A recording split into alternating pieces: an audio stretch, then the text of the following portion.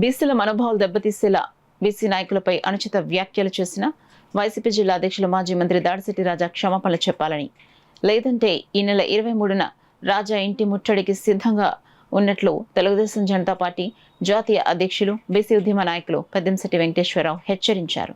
Kakinada urban party కార్యాలయంలో ఏర్పాటు చేసిన మీడియా సమావేశంలో ఆయన మాట్లాడారు. కొయ్య పెద్దబ్బాయి గారు 1999లో ఆయనకి కాంగ్రెస్ టికెట్ ఇచ్చిందండి. ఆ టికెట్ ఇస్తే ఆ టికెట్ కొడుకులు ఇద్దరు ఏకమై ఇంట్లో పెట్టి మానసిక శోభకు గురి చేసి చనిపోయేలా చేశారని మీడియాతో మాట్లాడుతున్నారండి దాడిశెట్టి రాజా గారు.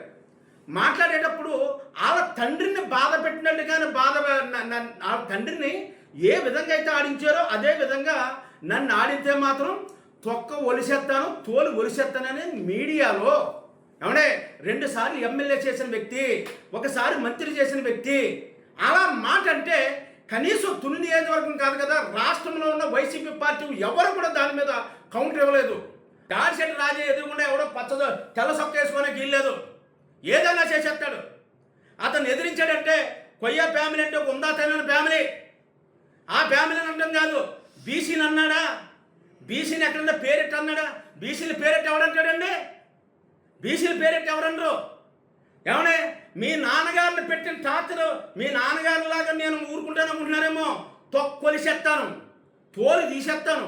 ఏంటన్నా మాటలు మీడియాలో మాట్లాడతారా? తన పార్టీ ఆఫీసులో మీటింగ్ పెట్టుకుని మాట్లాడుకోవాలి. ఒక పబ్లిక్లో ఒక మాజీ మంత్రి చేసావు, కాకినాడ జిల్లా వైసీపీ పార్టీ ప్రెసిడెంట్ చేస్తున్నాడు. ఇటువంటి చేసేటప్పుడు ఏం చేయాలి?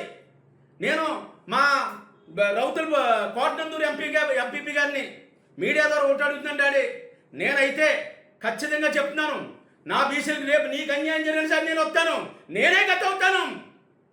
నేను ఇవన్నీ తిరగలేదా? నేను చెప్పి అన్నీ తిరిగానే. ఇవాళ మాట అన్నది కదా, క్షమాపణ చెప్పించాలి కదా మీరు.